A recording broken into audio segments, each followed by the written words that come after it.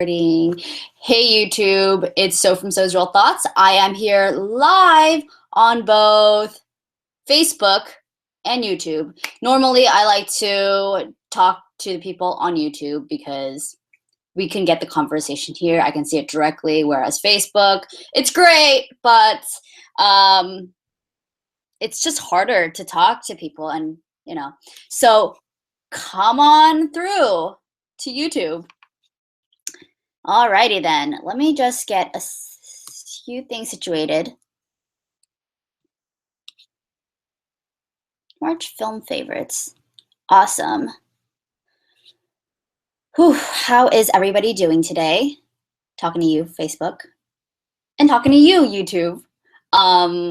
Like I said, we are both live on YouTube and Facebook. So join whichever, but obviously preference is YouTube. Okay, hold up. Alrighty then. What has everybody watched in March? Because it's been kind of a whirlwind of just everything. I think once the kind of bad season of films, which usually start in January, February, because the Oscars, everything kind of picks up in March. And so we got a lot of great stuff. I, for one, at the end of February, I decided to get foot surgery. And so I kind of just been chilling at home, making videos as you've seen, and just trying to like really rest. If you've been with me, I try to actually post a lot this month. So I ended up posting 6 videos, which is a lot. So we have the trailer reactions for Personal Shopper starring Kristen Stewart, The Beguiled, the Sofia Coppola movie, and then The Bad Batch, the Anna Lily Amirpour cannibalism film that Keanu is in, which I was like, oh my God, Keanu. And then I did a film review for The Belko Experiment, which is like an office battle royale type of story. And of course, I had to do one for the Power Rangers because I grew up in the 90s, had to, do that review. And then I recently, at the very end of March, came out with the trailer reaction for the new It movie, which is very scary. But I will have to watch the original It and see how it is. So yeah, March was very exciting for me. But also the first film favorite of March, I'm sure with like everybody else, and I've been wanting to talk about this film for like ever, but didn't really get a chance to, is Logan. When it came out, people were raving about it, and I was like, okay, I'll go see it. I wasn't sure if I was going to see another superhero movie, but people were saying how it's not like anything else because it is a standalone film. It's not a spin-off, but it's a standalone film. You don't need to watch any previous Wolverine film to appreciate Logan. And so I was like, all right, we'll go watch that. And it's directed by James Mangold. Is that what it's called? I wrote it down. But surprisingly, he did the 2013 Wolverine, Kate and Leopold, Girl Interrupted, and he also did 3:10 to Yuma, which explains the Western vibes. The thing I really liked about Logan, despite, I'm sure everybody said they love Logan and it's great, and we have very similar opinions on our appreciation for Logan. But for me, I really liked how not only did it take place in the way future, and it was taking place like near Mexico because it was like projecting what the future was going to be, and I can tell like maybe Mexico will take over or will be going to Mexico, or our cultures will merge. Regardless, I really liked that aspect, and the film kind of had a Western tone, and it really shows America in the future as this kind of, it just shows America in general in a very realistic way, where they also incorporated them being mutants and how they're kind of being outlawed and chased down and all this other stuff. And I don't know, the realism is what I appreciated. It didn't feel too rushed, and I wasn't waiting for the action scenes because immediately I was so invested in Logan himself and just kind of the struggles of him dealing with the fact that he can't really die and he's suffering so much, and so you can really see like his suffering pains through his face and his actions, his tone, his drinking, just everything. And Hugh Jackman is like honestly the happiest person alive. So I'm always so amazed to see him as Logan because he is the most disgruntled person ever. And then we have the little girl who, I know there's this possibly tired trope. I don't know if people would say they're tired of this, but you know, the killer little girl, like seen in Kick-Ass, which I love, but also that kind of archetype will probably get tired very soon. Um, but regardless, I thought she was so badass. Like the moments where I was talking to my friend, the moment that I just loved was right before, I mean, despite the fact if you watched it or not, there's a moment where people end up attacking her. And there's a moment she's in the kitchen eating a bowl of cereal, and it seems so innocent. And then it doesn't even show you what happened. Um, it's just, it just happens. And then the aftermath, she just comes out with like her backpack. It's just so simple and yet so profound. And the film was just really good in so many ways. And I just loved every aspect of it, especially because it talks about the future generation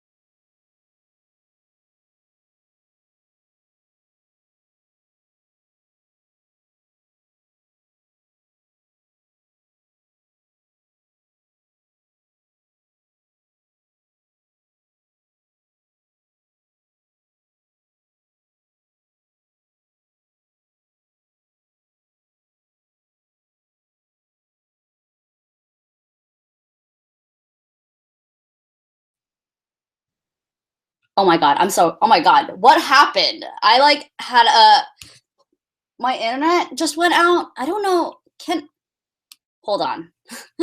What the fuck? Let me just see if this actually works. That it was so weird. My internet is so slow. I can't even see if people are responding. Sorry, you guys. That was oof. Weird. Oh my god, it works now. Wow. Okay. Where were we? Thank you, Jim Jam. Sorry, there were so many questions. I did not watch Iron Fist.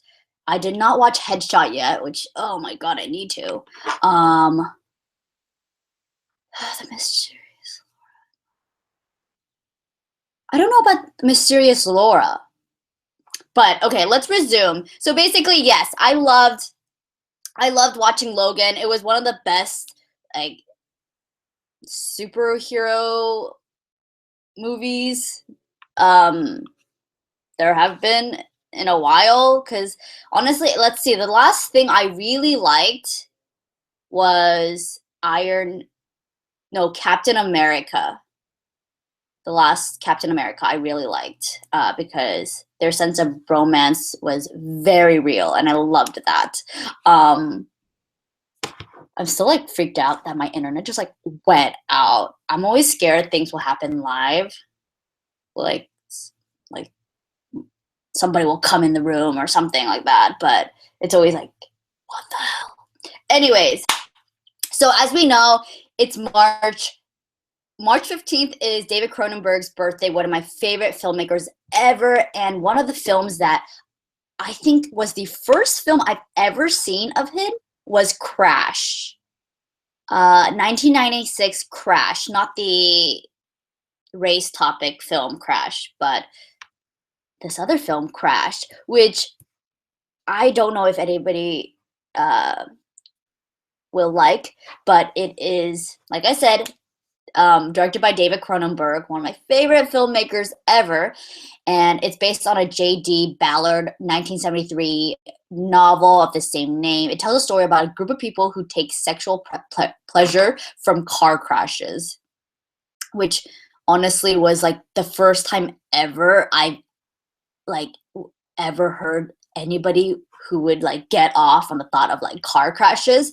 But yes, and the film is so bizarre and so weird, and James Spader is in the film, as well as Holly Hunter, Rosanna Arquette, and it is like very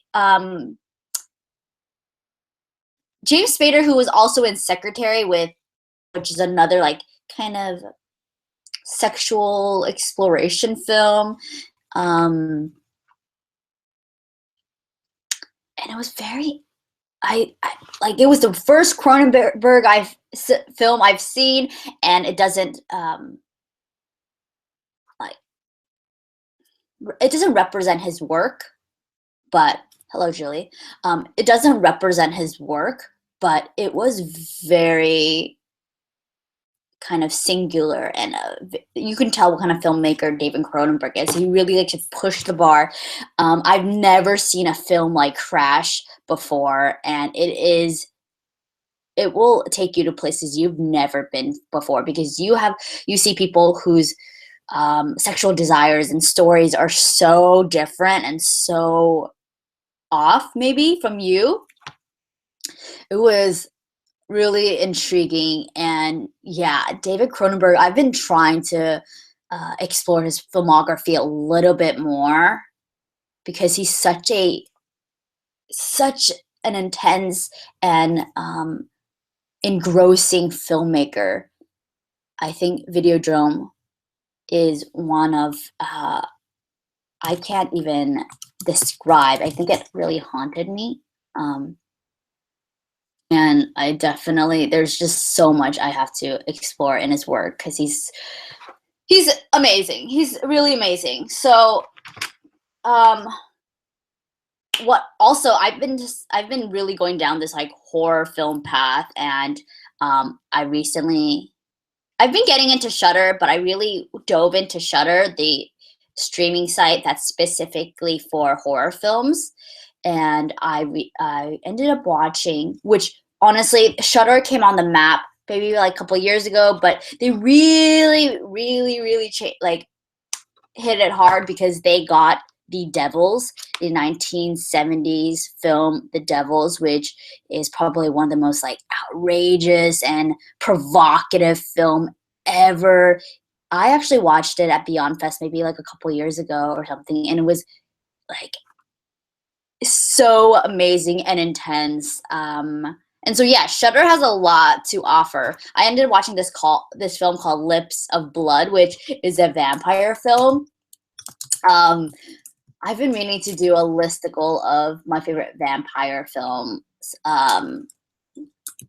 So we'll have to get on that soon. But basically, it's a Gene Rollin film, which apparently he specializes in kind of like sexuality, but nostalgia for the past. And basically, the film is called it's called Lips of Blood. It's a French film. It's about a man's quest to find a mysterious woman from his childhood leads to the release of 4 female vampires in Paris. It's such a typical Euro horror film because it kind of is very sparse and long and takes you on a journey, and it's mostly tones, like a lot of European. There's a lot of nudity. There's a lot of like loose kind of tones that it's just kind of everywhere. It's not very concise, but it takes you on a pretty decent ride. I've also wanted to explore Jess Franco's works, who he does kind of like B horror films with a lot of like female nudity, I think. I'll have to check it out. But Shudder is where it's at. There's a lot.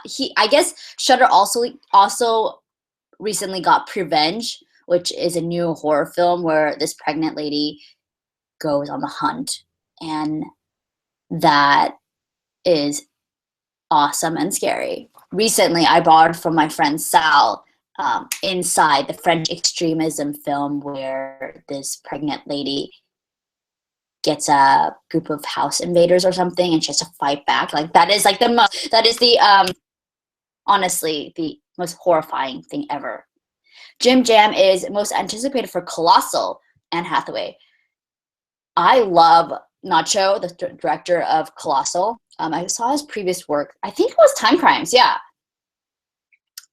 so fantastic. The only thing I'm excited for CoOoL. Anne Hathaway irks me sometimes. I mean, so I might I have some hesitations, but also I should give it a go. You know, like I don't know Anne Hathaway. Definitely will have to give her a chance. So I think CoOoL comes out next week-ish. I was actually invited to this screening where Anne Hathaway and Nacho would be there for the Q&A, but because of my feed, and this next week is the start of the Indian Film Festival, which I am working at LA Live in downtown LA, and so I'm trying to prepare myself for that. So I passed on the screening, which sadly I'll catch it in theaters or something. And I can't wait to go to more Q&As and stuff. So yeah, so in March we got Logan, we got Cronenberg's Birthday, where I watched Crash. Definitely have to check that out if you're into like sexual stuff. Got on Shudder, ended up watching Lips of Blood, vampire film. They have The Devils and Prevenge, and they have a very good stack of films specifically for horror. I know they have to compete with Netflix, but honestly, if you really want to dive in deep with horror and go find the unique and obscure titles from the 1970s, you have to probably get on Shudder. Hello, Josh. So yeah, March was like pretty decent. I think mostly for me, it was not only consuming a lot of films, but also making a lot. Like I said, I made 6 videos, which just seems like a lot to me. Made a film review for the Power Rangers and the Belko experiment. Definitely check that out. I will be coming out with a lot more trailer reactions. I know people like to give me requests, but to be honest, I like to pick certain trailers to react to because I'm very like specific. And also to me, like my tagline is badass cinema. Like it has to be fucking top notch and kick ass for me to really want to recommend it or do a trailer reaction for you guys. Yeah, be sure to follow me on my social media. I've been trying to use Instagram stories more and capturing my life. I think I might upload a series of Instagram stories so you guys can kind of get a sneak peek of me actually like watching the films at that time and kind of behind the scenes instead of me afterwards here talking to you guys how I feel. It's kind of the pre and during footage, which I don't know how exciting that is, but it's always better during film festival season where I am out and about and I get to see people, and that will be ramping up very soon with Indian Film Festival, Asian Film Festival, possibly LA Film Fest, and everything else. Did I forget anything? If you guys have a March film favorite or anything you recommend in March, please let me know. April will be an exciting month. A lot of things happening in April. I'm actually trying to work on some stuff. So I'm trying to be strategic in what I film and put out on Social Thoughts because I want to make, as you know, I want to make more short films, just create more stuff and a lot of good stuff in April. So anyways, you guys, I think that was it. Oh my God, I can't believe we did it. That was the first time in my live stream history that shit just went, that cut off. My internet is such a tricky fucking bastard. Be sure to check out all my stuff. Hit me up on my website, www.sosrealthoughts.com. And you guys, like always, thank you guys so much for tuning in. Hello, Jonathan. Always love seeing you guys around. Night Bus, Indonesian movie premiere in April. I will have to write that down. Night Bus. Indonesian films are always very exciting. And the name just sounds very intriguing. So, yep. Anyways, you guys, give me a thumbs up. Leave your recommendations afterwards. If you come back and see all the links that I'll put up for you guys. And yeah, tell me what you guys think. Always love hearing your thoughts on everything else and love to see you guys around. Hopefully I can I'll come out with new videos for you guys. Anyways, thank you guys so much. See you guys on the flip side. Bye.